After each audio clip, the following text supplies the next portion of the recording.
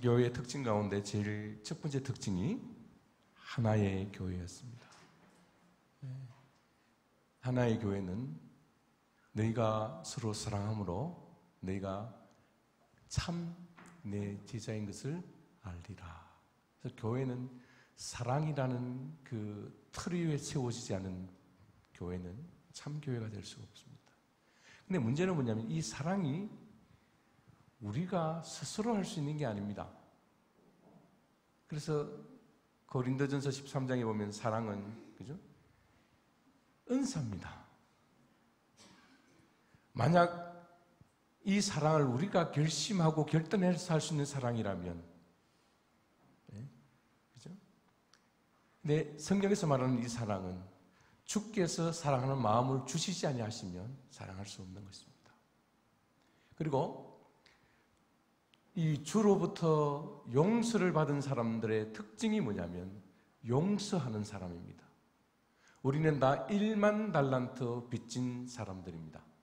여러분, 1달란트, 2달란트, 5달란트 비유해서 그 1달란트가 얼마나 어마어마한 그런 돈인지 모릅니다. 그런데 1만 달란트를 빚진, 우리가 이 몸이 죽고 죽어 100번 고쳐주고, 아니 1억 번 고쳐주고도 갚을 수 없는 그 죄의 깊이가, 그런 우리를 주님이 은혜로 우리를 용서하셨다. 근데 이 은혜를 깨달은 사람은 이제 다른 사람을 용서할 수 있는 그런 마음이 갖게 되는 거죠. 근데 이 용서라는 단어도 우리 인간의 영역의 단어가 아닙니다.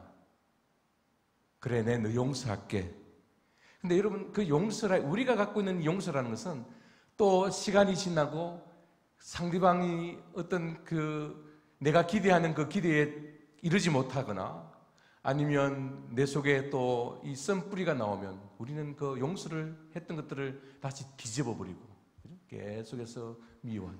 그래서 사랑과 용서라는 것은 우리의 영역이 아니다. 제가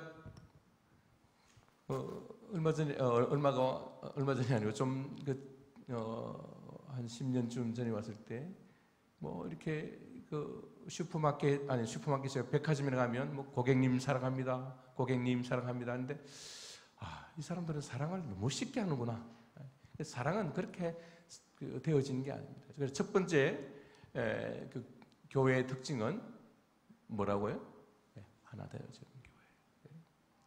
용서하고 사랑하는 이것이 가장 중요한 겁니다. 자, 오늘 두 번째 교회는 거룩한 교회입니다. 어떤 교회요? 거룩한 교회. 그럼 교회가 어떻게 하면 교회가 거룩해질 수 있는가? 사실 여기서 교회라는 것은 우리 성도들을 말합니다. 어떻게 하면 우리가 거룩한 교회의 일원이 될 수 있는가? 이것은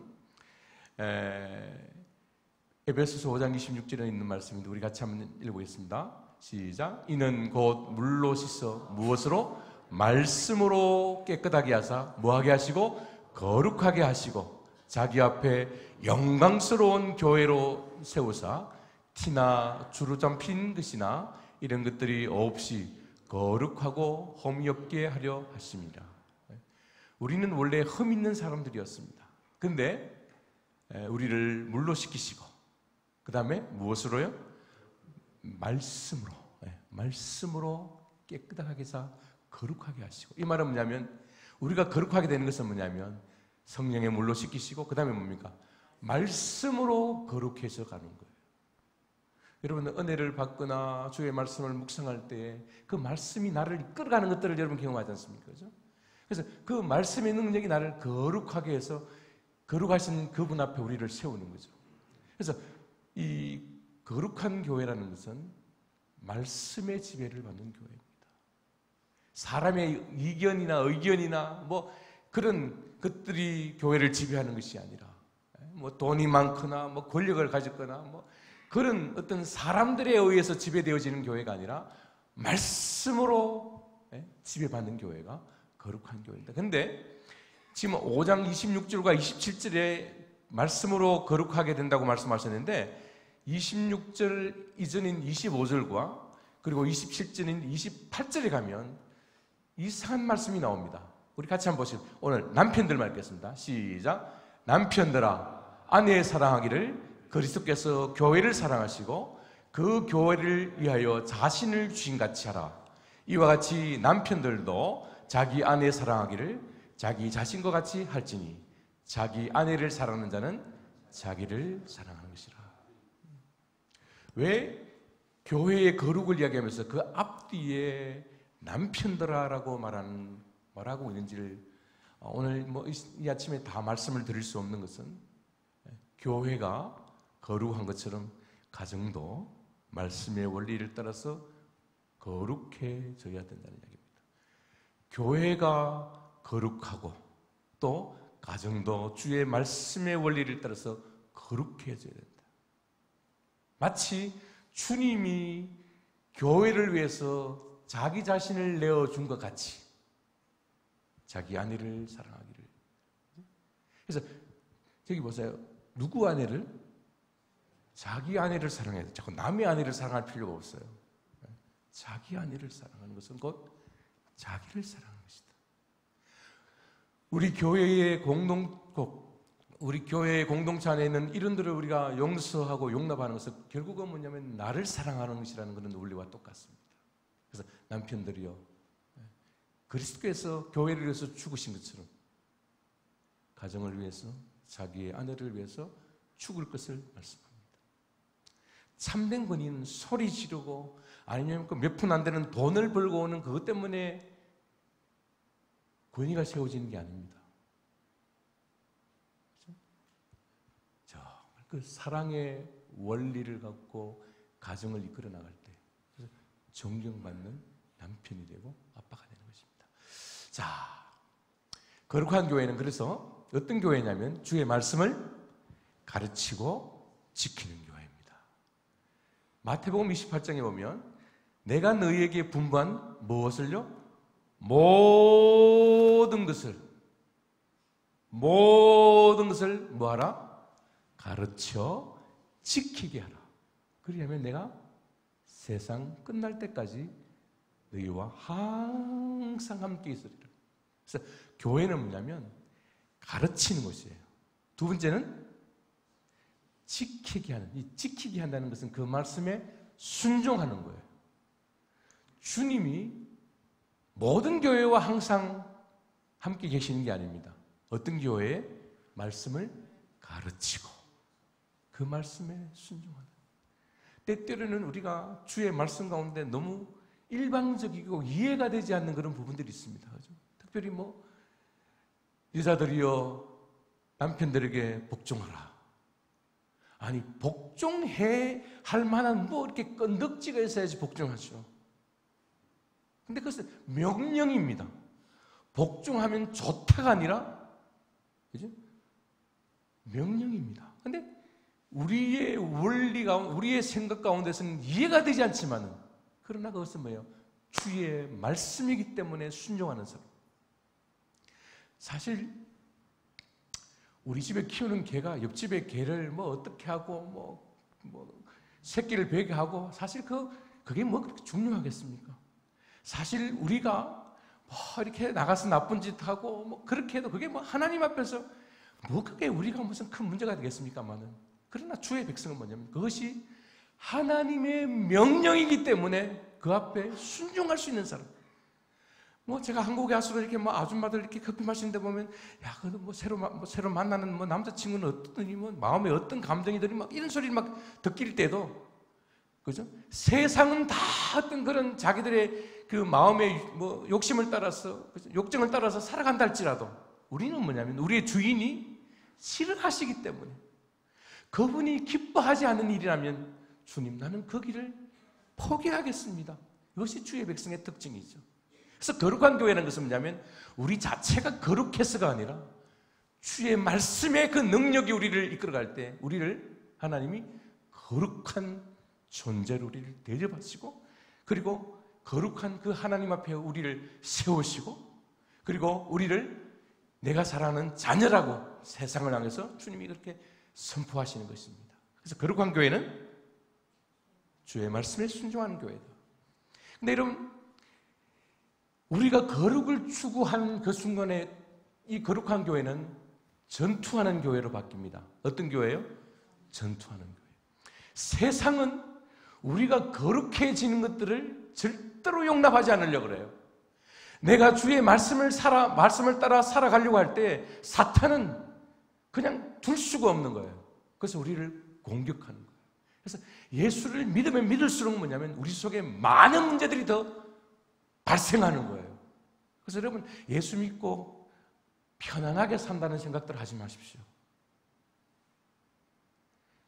예수님이 세례를 받은 순간, 예수님이 자기가 인간과 동일한 위치에 내려왔을 때 사탄은 예수님조차도 공격합니다. 그 예수를 십자가에 못 박고 마는 그것이 뭐냐면 세상입니다. 하물며 예수님도 공격을 당하신 분이신데 사탄이 우리를 그냥 둘 리가 없습니다. 그래서 여러분, 내가 거룩한 교회의 일원이 된다는 것은 전투하는 교회다. 싸우는, 그래서 전신갑주를 입어라 라고 말씀하시잖아요. 사탄이 우는 사자같이 우리를 덤벼들려 하기 때문에, 그래서 우리가 늘 그리스도 안에 집 떠나면, 하나님의 품 떠나면 우리는 결코 이길 수 없다는 찬송을 우리 방금 우리 찬송했습니다. 그래서 이 전투하는 교회, 전투하는 교회. 근데 이 전투하는 교회는 다시 이 세상 속에서는 뭐냐면 순교하는 교회로 바뀌어집니다. 왜냐하면 우리가 영적으로는 사탄을 이길 수 있지만 우리의 육은 거짓 교회로부터 항상 죽임을 당하는. 그래서 예수 그리스도를 따른다는 것은 죽기를 각오하는 거예요. 예수 그리스도를 따른다는 것은 순교하는 겁니다. 그래서 복음과 함께 고난을 받으라고 말씀하시는 거예요. 복음과 함께 뭐예요? 고난을 받으라. 우리가 복음을 전하는 사람이 되는 그 순간에 뭐냐면 그 일들을 사탄이 중단시키기 위해서 우리에게 고난을. 근데 주님이 그 고난에 대해서 왜 우리를 보호하지 않느냐면 교회는 십자가의 원칙을 따라서 누구든지 자기를 부인하고 자기 십자가를 지고 나를 따를 것이라고 말씀합니다. 이 십자가는 말 안 듣는 내 자식이나 내 남편이나 내 아내를 두고 하는 이야기 아니에요. 죽지 않고서는 그리스도의 길을 따라갈 수 없는, 이미 죽기를 각오한 자만이 갈 수 있는 이 좁은 길이 주님의 길이기 때문에. 그래서 이 전투하는 교회는 곧 어떤 교회다? 순교하는 교회다. 그래서 여러분, 순교하려는, 죽으려는 마음이 없는 사람들은 빨리 교회를 떠나시는 것이 좋다라고 이야기하면 참 이렇게 말에 어폐가 있는 것이고, 주님이 그 자리에 나를 세우실 것을, 그 일들을 감당할 수 있게 하실 것을 내가 믿습니다 하시고, 그죠? 주님은 이렇게 아무나에게 순교를 요구하시는 건 아닙니다. 그죠? 그 일을 감당할 수 있도록 하시고. 그래서 거룩한 교회는 전투하는 교회고, 전투하는 교회는 영적으로는 승리하지만은 육적으로는 순교하는 교회, 죽임당하는 교회입니다. 그래서 제가 순대를 말씀드렸잖아요. 그죠? 순대 기억나세요? 그 교회는 피의 역사예요. 피의 역사. 자, 1687년 루이스 물랭이라는 프랑스 사람이 있었습니다. 여자입니다. 이때는 1685년에 루이 14세가 프랑스에 있는 모든 교회를 다 무너뜨렸어요. 셔셔가 아니고 무너뜨리셨어요. 그 사람이. 그리고 몰래 예배드리다가 잡힌 사람들은 갤리슨이나 여자들 같은 경우는 평생 감옥에 보내거나 아니면 교수형을 처했는데, 이 루이즈 물랭이라는 사람이 예배드리다가 잡혔습니다. 근데 이 프랑스 당국이 뭐냐면 그 지역에 그 몰래 예배드리는 사람에게 경각심을 깨우치기 위해서 그 여인의 집 앞에 교수들을 설치하고 그리고 이제 교수형을 집행하는 겁니다. 근데 이 루이즈 물랭이라는 여인이 이 그 교수대를 통통통통통 이렇게 올라가서 그 다음에 이제 목을 떡 내밀었는데 보니까 저 구석에 보니까 아이를 안고 있는 어떤 그 어린 아이가 있었습니다. 근데 그 아이가 누구냐면 이제 돌도 겨우 지난 자기의 아이예요. 그리고 그 아이를 안고 있는 소녀는 자기 조카입니다. 그래서 자기 아이가 눈에 보여서 그 교수형을 집행하는 사람에게 내가 마지막으로 내 아이에게 젖 한번 먹이고 내가 죽을 수 있도록 기회를 주십시오. 근데 자기 아이에게 젖을 먹이고 죽겠다는데 그걸 반대할 수 있는 사람은 없었는데 그래서 그렇게 하라고.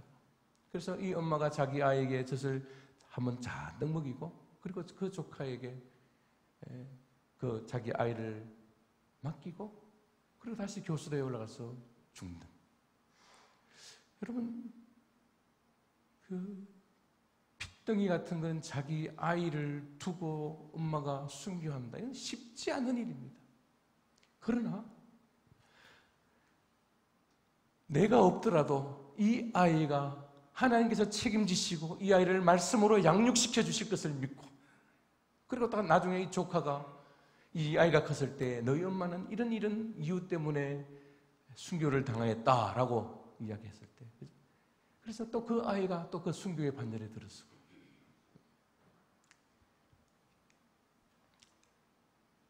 특별히 발도 사람들이 살았던 지역이 그 스위스가 아니고 알프스의 끝자락입니다. 비에몽 또 이태리 말로는 비에몽떼라는데 비에라는 것은 다리를 말합니다. 다리 제일 끝. 그러니까 알프스의 제일 끝자락이라는 뜻입니다. 저기에 가면 발도인들이 거의 한 1500년 이상씩 살았던 그런 지역입니다. 제가 저기 골짜기를 다 가봤는데 저기는 정말 사람이 살 수 없는 곳들이었습니다. 자, 이게 한 1700고지쯤 돼요.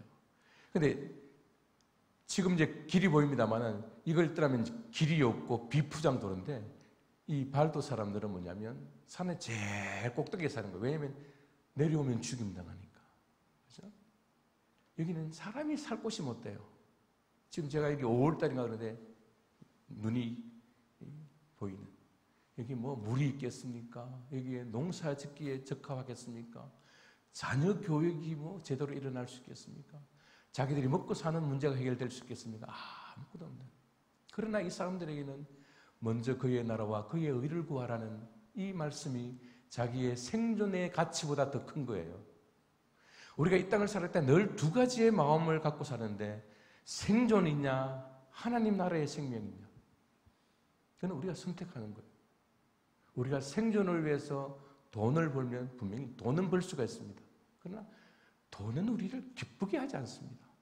나중에 돈을 가지면 가질수록 여러분 저보다 더 많은 돈을 가져보셨기 때문에 그 돈이 갖는 매력들 그리고 그 돈을 지키기 위해서 그저 나중에 막 얼굴이 찌그러지고 막 평강이 없어요.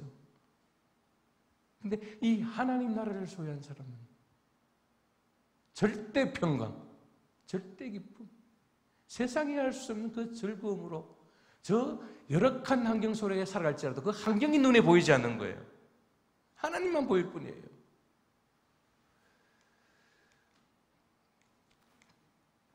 근데 이 발도 사람들을 지역들을 가보면 제가 세 가지 사실에 놀랐어요. 첫 번째는 이런 산 꼭대기 위에 사람들이 살고 있다는 사실에 대해서 놀랐습니다. 그리고 이런 깊은 산골짜기에 이런 큰 교회가 있다는 사실에 놀랐어요. 교회가 큰 것은 그냥 오늘 뭐 한국 교회처럼 뭐 이렇게 막 뭐 이렇게 크다는 것을 보여주기 위해서가 아니라 그 지역에 사람들이 너무 많으니까. 그래서 교회가 뭐 보통이 이만해요. 근데 이런 교회들이 200년 전, 300년 전에 세워진 교회들이죠. 그리고 세 번째 가면 그 산골짜기에 그 골짜기마다 얼마나 많은 발도 사람들이 얼마나 많이 사는지. 그래서 주일마다 이런 자리가 꽉꽉 사는 거죠. 그 열악한 환경들 속에서. 여기도 보면 그 깊은 산골짜기에 집 2채 정도, 3채 정도 이렇게 모여서 살고 있는 거죠. 여기도 밑에는 그 비프장도로입니다. 그래서 더 이상 내비게이션도 아무것도 없는 거예요. 쭉 가다 보니까 저 끝에 산꼭대기 교회가 보이기 시작. 근데 밑에서는 안 보입니다. 절대로 안 보입니다. 그죠? 근데 한참 올라가다 보니까 저 교회가 저렇게 보이는 거죠. 예. 그리고 올라가 봤더니 이런 평지가 형성되어지고, 제가 잠시 저기에 지금 식당에서 사진을 찍었는데 구름이 매 순간마다 바뀌고, 그죠? 예.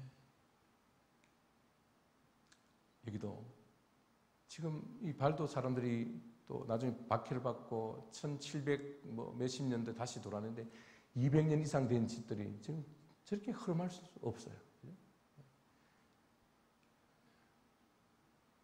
꽃이 피는데 뒤에는 눈이 있는. 여기도 마찬가지입니다.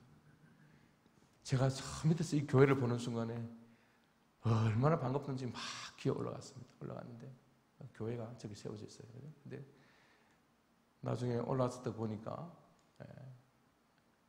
그 옆으로 길이 나 있어가지고, 하여튼 제가 저 교회 올라간다고 무척 고생을 했는데 나중에 가보니까 옆에 길이 나 있더라고요. 그래서 다음번에 가면 혹시 여러분도 오신다면 밑에서부터 기어 올라가는 일은 없을 겁니다. 자, 이 열악한 환경들 속에 이게 그 뷰에몽 계곡에 들어가는 입구에 옆에는 시내가의 조그만 길을 통해서, 그래서 이 이태리나 프랑스의 군대가 잘 들어갈 수 없는 깊은 산골에. 근데 우리는 이 풍족한 세상에 살면서도 우리는 만족하지 못하잖아요. 하나님 좀 더 달라고 그러는데 저 사람들은 아무것도 가진 것이 없고, 그들이 사는 곳에는 정말 세상적 기쁨들은 아무것도 없는 가운데서도 뭐냐면 그 복음의 그 신비한 비밀을 지키기 위해서 저는 깊은 곳에 살아가는 거죠. 우리는 찬송은 포도나무에 열매가 없고 가지에 열매가 없고 무화과 나무가 없고 그러나 난 여호와로 기뻐하리라 그러는데, 실제적으로 여러분 인생 가운데 돈이라는 것이나 어떤 환경들이 주어지지 않으면 기뻐하지 못하는 것이 우리의 실정이지 않습니까? 그런데 우리의 선조들은 이 복음이 주는 이 기쁨을 위해서, 여기도 보세요. 이분들은 가면 교회를 세우는 사람들이었어요. 물론 건물로서 교회에만 이야기하는 것이 아니라 정말 교회를 세우는데 그 앞에 집 보세요. 자기 집들은 다 그냥 무너져 있어요. 그냥 바람 불고 눈 오고 하면 다 무너질 수 없는 그런 환경 속에 살면서도 교회를 위해서 헌신하는.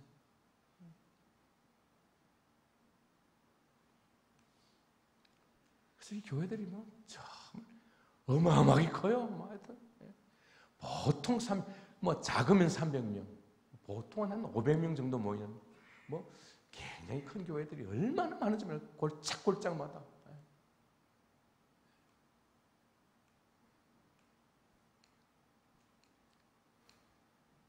그래서 그 깔병의 후계자인 데오도르 베즈는 발도인들에 대해서 이렇게 말합니다. 우리 같이 한번 읽어보겠습니다. 핍박을 피해 모든 갈 수 있는 것으로 흩어졌고 뭐와 같이? 들짐승같이 거처없이 유리하였다라고 말하는 거예요. 들짐승같이. 들짐승은 이 집 아파트가 몇 평이에요? 위치가 어디예요? 학군이 어디예요? 이런 게 없어요. 그냥 들짐승은 뭐예요? 그냥 자기 몸 하나 누일 수 있는 곳이면 아무데나 자잖아요. 왜 이들이 그렇게 했어요? 거룩한 교회의 일원으로서 내 양심을, 내 신앙을 사탄으로부터 질받지 않기 위해서, 내 신앙을 지키기 위해서 들짐승같이 유리하는. 근데 우리는 너무 배가 불렀어요. 너무 배가 불렀어요. 자, 이렇게 모여서 이제 아까 제가 보였던 거기 보면 저렇게 모여서 예배 드리는 거죠. 근데 전투하는 교회인데 이 전투하는 교회는 순교한 교회라 했잖아요. 그래서 순교의 역사가 이런 거예요. 근데 이 거짓 교회들은 항상 누구를 공격하냐면 자녀들을 공격합니다. 왜냐면 우리가 아무리 독한 마음을 가져도 우리 자녀에게 어떤 일이 생기면 우리는 그냥 억장이 무너지잖아요. 근데 이 아이들을 가서 죽이는 거예요.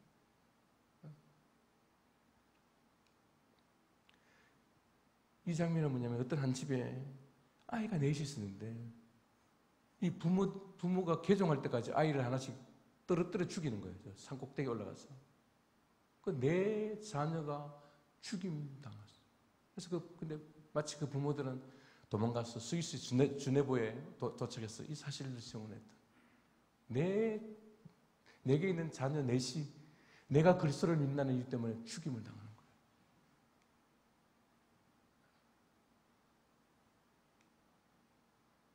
이런 동굴에 들어가서 예배드리면 군대가 와서 막아버리고 불을 지피서. 그러니까 이 사람들은 그냥 한 명, 두 명 숭배하는 것이 아니라 그냥 뭐 100명씩, 200명씩 예배드리다가 그냥 갑자기 그냥 불에 타 죽고 하는 거죠.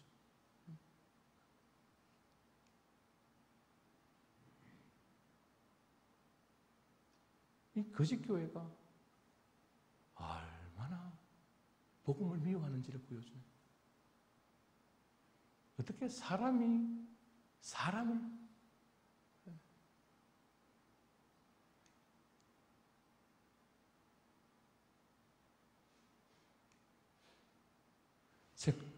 제가 어떤 프랑스의 프로방스라는 지역에 갔더니 이 발도인들이 살았던 계곡입니다. 이 계곡에 프랑스 군대가 와서 다 사람들을 다 죽였어요. 하여튼 뭐 건물이고 뭐 다 파괴시켜서 뭐 오랫동안 거주했던 그 지역의 전체를 다 파괴했는데, 거기에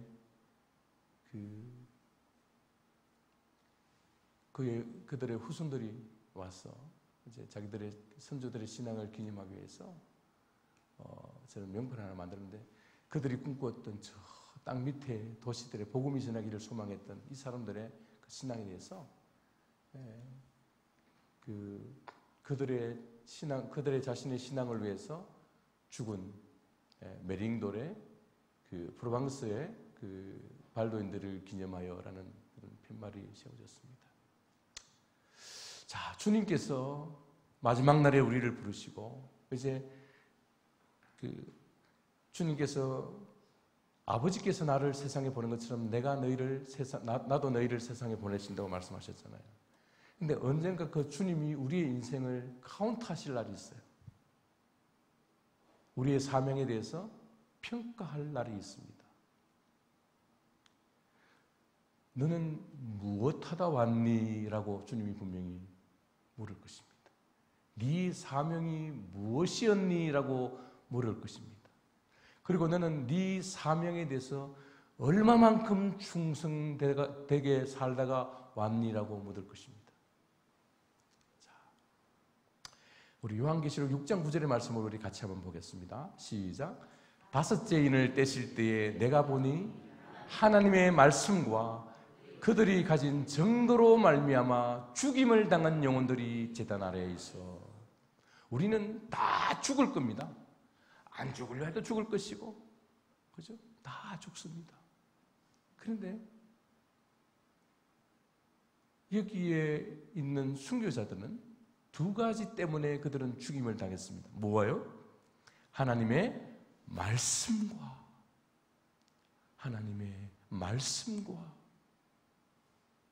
그 다음에 그들이 가진 증거들, 삶의 모습이에요.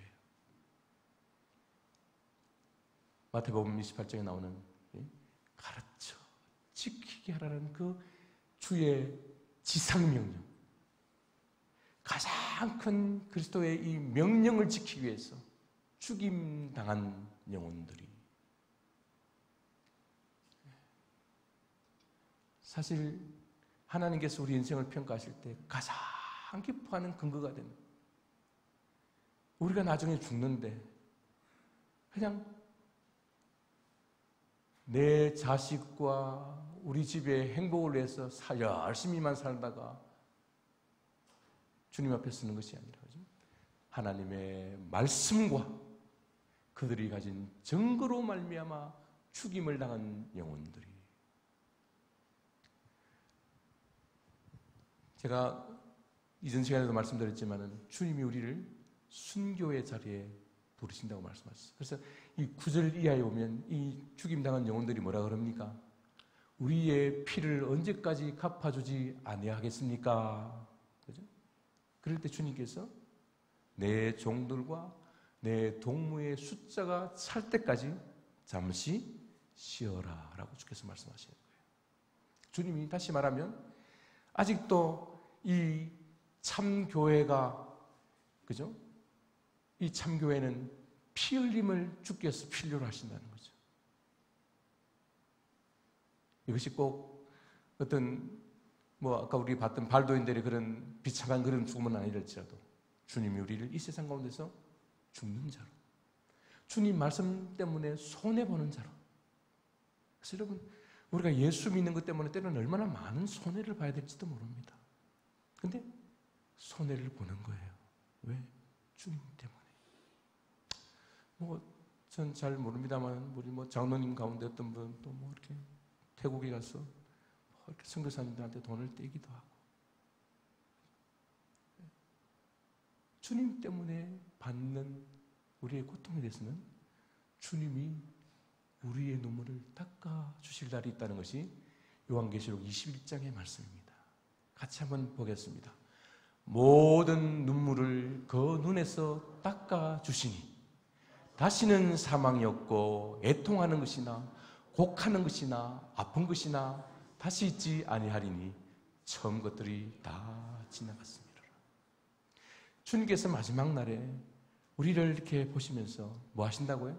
우리의 모든 눈물을 어디에서? 그 눈에서 닦아 주시리니. 여러분, 이 이야기가 그냥 눈물 닦아주는 정도, 근데 여러분, 정말 주님 때문에 자기의 생애를 바치고, 그죠? 근데 어느 날 주님이 나의 어깨를 툭툭 치시면서 얼마나 힘들었니? 내가 너의 그 고통을 한다. 그죠? 네가 나를 위해서 그 흘린 눈물에 대해서 내가 잘 알고 있다. 라고 이렇게 눈물을 닦아주신다. 제가 한국에 오고 싶은데